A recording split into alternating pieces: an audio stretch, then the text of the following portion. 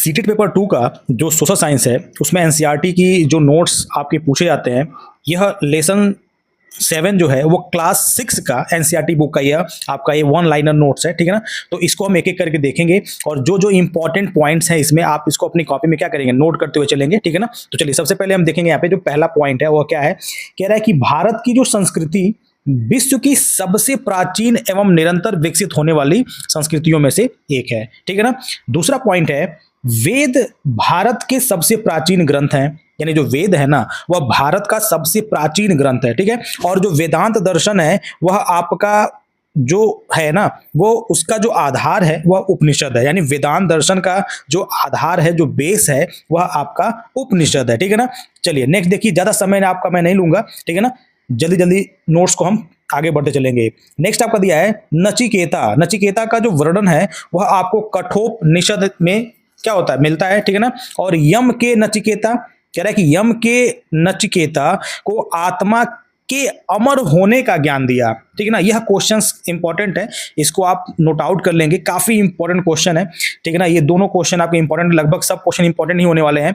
Next आपका है कि आत्मा का न जन्म होता है और न मृत्यु, ठीक है ना। आत्मा का न जन्म होता है और न मृत्यु होता है, ठीक है। और अगला दिया है गार्गी प्राचीन भारत की प्रसिद्ध विदुषी थी, ठीक है ना। यानी जो गार्गी थी वह प्राचीन भारत की प्रसिद्ध विदुषी थी, ठीक है ना। और गार्गी ने क्या किया था समझिएगा, गार्गी ने याज्ञवल्क्य से ब्रह्मा पर क्या किया, प्रश्न किए, ठीक है ना। ब्रह्म पर प्रश्न किया था उन्होंने, गार्गी ने, ठीक है ना। और नेक्स्ट इसमें पॉइंट है, इंपॉर्टेंट है सारे पॉइंट। नेक्स्ट इसमें है राजा जनक ने दार्शनिक शास्त्रार्थ जो है उसका आयोजन किया था, यानी राजा जनक ने दार्शनिक शास्त्रार्थ का क्या किया था, आयोजन किया था। और सिद्धार्थ गौतम को ज्ञान प्राप्त होने के बाद वह बुद्ध कहलाए थे। आपको पता ही होगा सिद्धार्थ जो गौतम थे जिनका जन्म लुम्बिनी में हुआ था, और जब उन्होंने अपना घर द्वार छोड़ करके ज्ञान की प्राप्ति में जब वो निकलते हैं तो वो बिहार के बोध गया में जाते हैं और पीपल के वृक्ष के नीचे बैठ करके वो क्या करते हैं, मेडिटेशन करते हैं, यानी ध्यान लगाते हैं। और ध्यान लगाने के तत्पश्चात उनको क्या होती है, ज्ञान की प्राप्ति होती है। और पहला उपदेश वो देते हैं कहाँ पे, सारनाथ में, ठीक है ना। तो जब उन्हें ज्ञान की प्राप्ति हो जाती है तब जाकर के बुद्ध कहलाए, ठीक है ना। चलिए नेक्स्ट देखिए, बुद्ध का अर्थ क्या होता है, बुद्ध का अर्थ है जागृत या ज्ञानी, ठीक है ना। बुद्ध ने अहिंसा और आत्मा, ठीक है ना, अहिंसा और आत्म अनुशासन पर क्या दिया, बल दिया, ठीक है ना।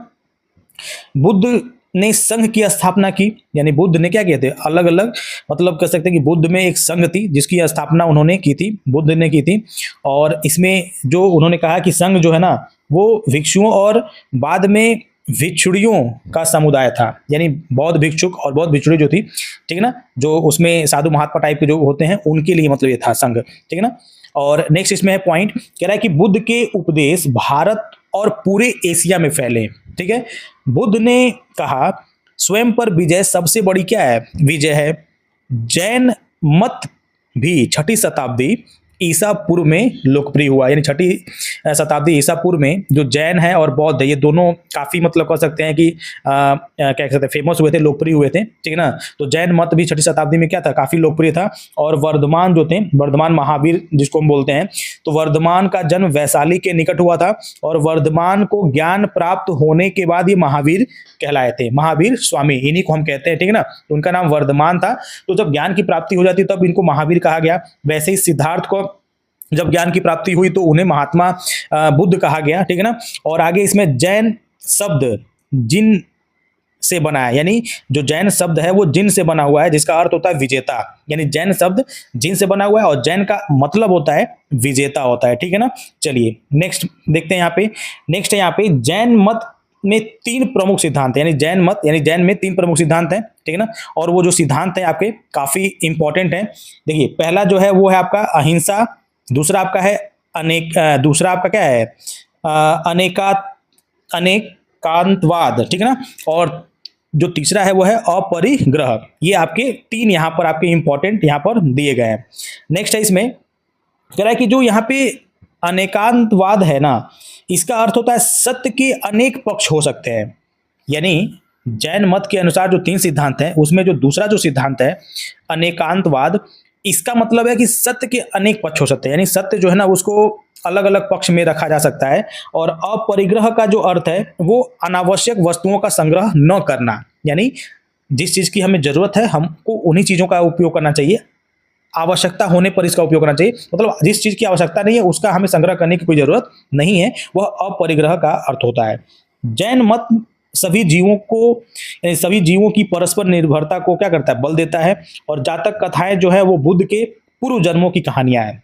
यानी क्वेश्चन ऐसे बनते हैं कि जो जातक कथाएं हैं वह जातक कथाओं की जो कहानियां वो कैसी हैं, कहाँ से हैं, तो जातक कथाएं जो है ना बुद्ध के पूर्व जन्मों की कहानियों को मतलब बताता है, ठीक है ना। यानी जातक में कथाएं आती हैं आपके, जिसमें महात्मा बुद्ध के पूर्व जन्म की कहानियों को सुनाया जाता है, ठीक है ना।